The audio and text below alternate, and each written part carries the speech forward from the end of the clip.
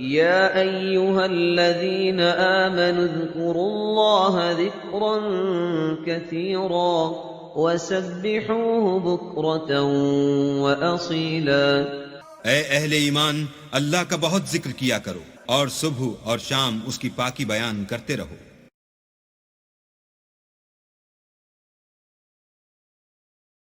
اعوذ باللہ من الشیطان الرجیم۔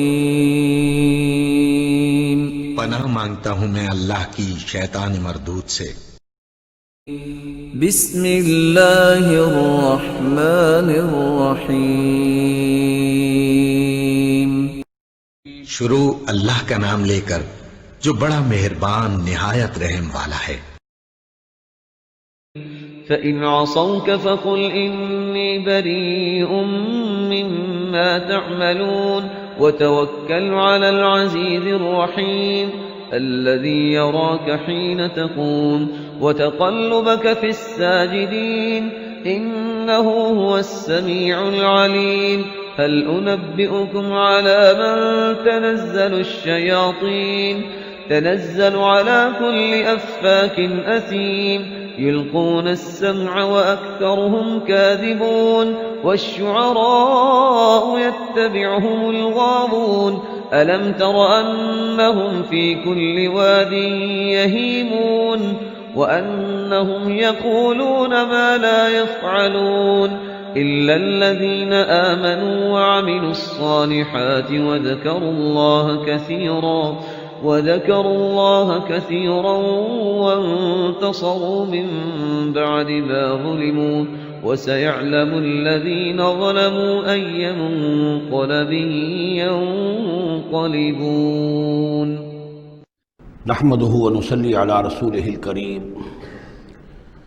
اما بعد فاعوذ بالله من الشيطان الرجيم، بسم الله الرحمن الرحيم۔ فَإِنْ عَصَوْكَ فَقُلْ إِنِّي بَرِيءٌ مِّمَّا تَعْمَلُونَ۔ پھر یہ اگر آپ کی نافرمانی کرے، آپ کی بات ماننے سے انکار کر دیں تو کہہ دیجئے کہ میں بری ہوں اس سے جو تم کر رہے ہو۔ قُلْ يَا أَيُّهَا الْكَافِرُونَ لَا أَعْبُدُ مَا تَعْبُدُونَ وَلَا أَنْتُمْ عَابِدُونَ مَا أَعْبُدُ، اور آخر میں لَكُمْ دِينُكُمْ وَلِيَّ دِينِ، یہ اعلان برات ہے کہ اب تمہارا دین اور ہے، میرا دین اور ہے۔ إِنِّي بَرِيءٌ مِّمَّا تَعْمَلُونَ وَتَوَكَّلْ عَلَى الْعَزِيزِ الرَّحِيمِ، اور اے نبی آپ بھروسہ کیجئے، توکل کیجئے اسی ہستی پر جو العزیز اور الرحیم ہے، زبردست ہے لیکن ساتھ ہی مہربان بھی ہے۔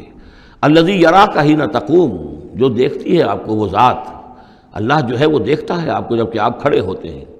یعنی اس سے مراد یہ بھی ہو سکتا ہے کہ رات کو جب آپ کھڑے ہوتے ہیں، تہجد کے لیے آپ کھڑے ہیں، اور قم اللیل الا قلیلا، ابتدائی دور میں تو بہت سخت معاملہ تھا رات کی نماز کا۔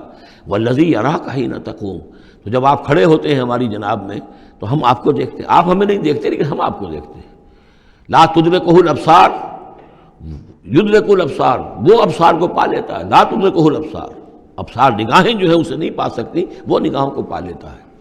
تم اسے نہیں دیکھ سکتے، وہ تمہیں دیکھتا ہے۔ الذی یراک حین تقوم وتقلبک فی الساجدین، اور آپ سجدے کرنے والوں میں جو آپ چلتے آتے جاتے رہتے ہیں۔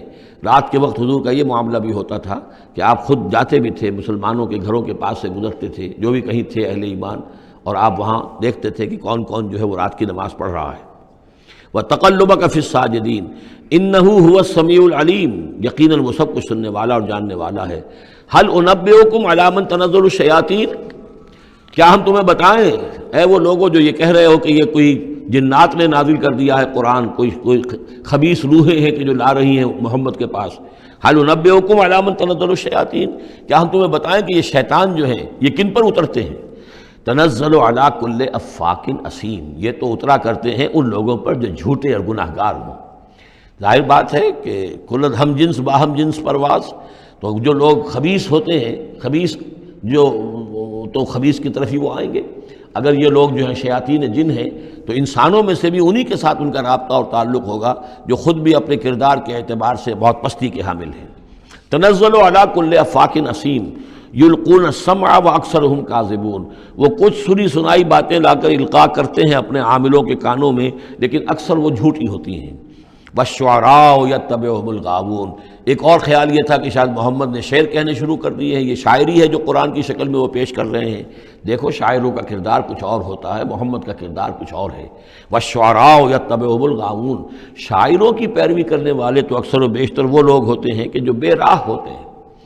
وہ لوگ جو ہیں عام طور پر، یہ اتنا پکا قانون ہے کہ اس میں تو مجھے کوئی ایکسیپشن نظر نہیں آتی، شعراء کے ہم نشین عام طور پر، یعنی یہ وہ چیز ہے کہ جو علامہ اقبال کے بارے میں بھی 100% صحیح ہے، جو یہاں پر تنقید آ رہی ہے، ان کے پاس بیٹھنے والوں میں، ان کے حاشیہ نشینوں میں کوئی ایک شخص ایسا نہیں نکلا کہ جس نے اس راستے کو اختیار کیا ہوتا یا اس کردار کی طرف کوئی پیش رفت اختیار کی ہوتی ہے کہ جس کو انہوں نے اپنی شاعری میں پیش کیا ہے۔ ویسے خود وہ بھی قائل تھے کہ میں خود جو ہے گفتار کا یہ غازی تو بنا، کردار کا غازی بن نہ سکا۔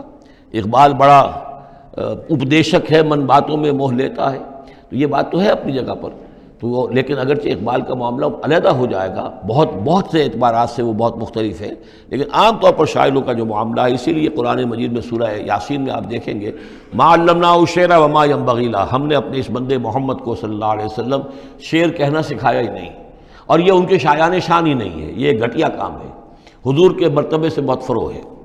وَالشُّعَرَاءُ يَتَّبِعُهُمُ الْغَاوُونَ، اور شعراء کی اتباع کرنے والے تو وہی لوگ ہوتے ہیں کہ جو حد سے گزرنے والے ہوتے ہیں۔ أَلَمْ تَرَ أَنَّهُمْ فِي كُلِّ وَادٍ يَهِيمُونَ، کیا تم دیکھتے نہیں ہو کہ وہ ہر وادی میں سرگردان رہتے ہیں، ابھی مشرق کی بات کر رہے ہیں، ابھی مغرب کی کر رہے ہیں، ابھی آسمان کی کر رہے ہیں، ابھی زمین کی کر رہے ہیں۔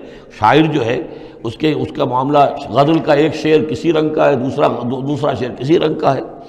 وَأَنَّهُمْ يَقُولُونَ مَا لَا يَفْعَلُونَ، اور سب سے بڑی بات یہ ہے کہ وہ لوگ جو کچھ کہتے ہیں وہ کرتے نہیں، وہ کہتے ہیں جو کرتے نہیں۔ انسان کے قول اور عمل کا جو تضاد ہے، قول و فعل کے درمیان اگر کوئی خلیج ہے تو یہ ہے سب سے زیادہ گھٹیا چیز۔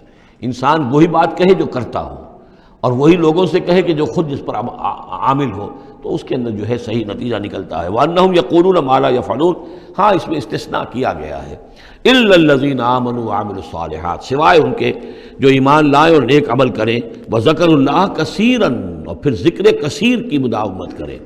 صرف یہ کہ ایمان لا کر اور وہ جو ہے صرف ایسے ہی نام کے مومن نہ ہو، بلکہ یہ کہ عمل صالح بھی ہو اور ذکر کثیر بھی ہو، تو پھر ایسا شاعر بھی یقیناً پھر بہت اچھا ہوگا، اور اس سے یہ ہے کہ بہت سا خیر وجود میں آئے گا۔ جیسے حضرت حسان ابن ثابت تھے، صحابی تھے حضور کے رضی اللہ تعالیٰ عنہ، اور وہاں چونکہ عرب میں اس وقت رواج تھا، یہ جو مشرک لوگ تھے ان کے شعراء حضور کی شان میں گستاخیاں کرتے تھے، حجب کہتے تھے، اور وہاں کے اس رواج کے مطابق پھر ضرورت پیش آئی کہ ان کے حجب کا جواب دیا جائے، تو پھر حضرت حسان ابن ثابت نے یہ فریضہ انجام دیا۔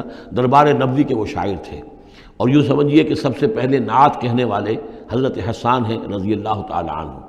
لیکن یہ کہ بہرحال ان کا معاملہ جو ہے استثناء کے اندر آ جائے گا، اگرچہ ایک اعتبار سے ان کا معاملہ بھی مستثنیٰ نہیں ہے، وہ بھی میدان کے مرد نہیں تھے، وہ بہادر نہیں تھے۔ چنانچہ یہاں تک ہوا ہے کہ غزوہ احزاب میں جہاں حضور نے ایک بڑے مکان کے اندر خواتین کو جمع کر دیا تھا، وہاں انہیں پہرے پر کھڑا کر دیا۔ جنگ کے یعنی میدان جنگ پر محاذ پر تو جانے والی بات تھی نہیں ان کی، لیکن یہ کہ جہاں خواتین تھی کم سے کم ایک مرد کھڑا ہوا نظر آئے تو وہاں پر وہ حضرت احسان کو کھڑا کر دیا۔ کوئی ایک یہودی نظر آیا، حضرت صفیہ جو حضور کی پھوپھی تھیں رضی اللہ تعالی عنہ، انہیں نظر آیا کوئی یہودی، اور وہ بڑے مشکوک انداز میں وہ چلا آ رہا ہے ادھر ادھر سے دیکھتا ہوا، تو اس کی کوئی نیت خراب ہے۔ تو انہوں نے کہا، حضرت صفیہ نے، حسان جاؤ اس کو قتل کرو۔ ان کا یہ کام مجھ سے تو نہیں ہوتا۔ تو وہ خود اتری اس مکان سے، ایک لاٹھی کوئی ہاتھ میں لی لکڑی، اور اس باری اس شخص کے اس کو قتل کیا۔ پھر اس نے کہا کہ حسان جا کر اس کے جو ہتھیار تھے وہ تو لے لو۔ تو کہا مجھے ان سے کوئی غرض ہی نہیں، مجھے ضرورت نہیں ان کی۔ تو یہ حضرت حسان کہ یہ چیزیں اپنی جگہ پر ہیں، ایک شخص ہے جس کے اندر مزاج کے اندر یہ بات نہیں ہے، تاہم وہ صحابی ہیں رضی اللہ تعالی عنہ، ان کا اپنا ایک مقام ہے۔ لیکن یہ کہ یہ جو شعراء والی بات جو یہاں پر ہو رہی ہے وہ کچھ اتنی پختہ ہے کہ اس میں استثناء جو ہوتا ہے اس کے اندر بھی کہیں نہ کہیں کوئی کسر رہ جاتی ہے۔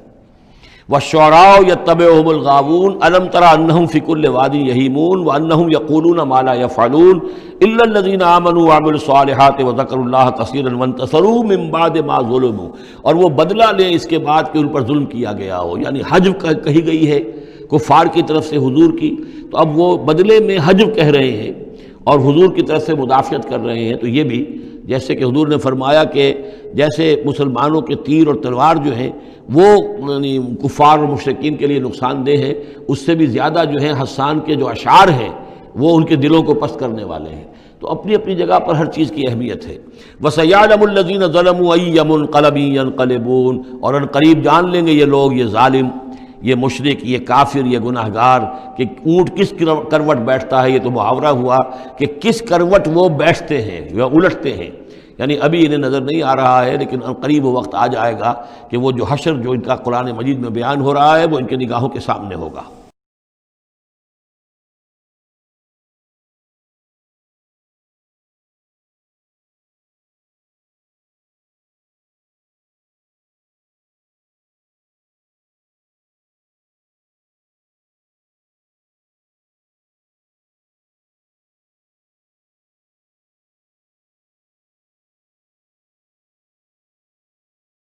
بارک اللہ لی و لکم فی القرآن العظیم ونفعنی وإیاکم بالآیات والذکر الحکیم۔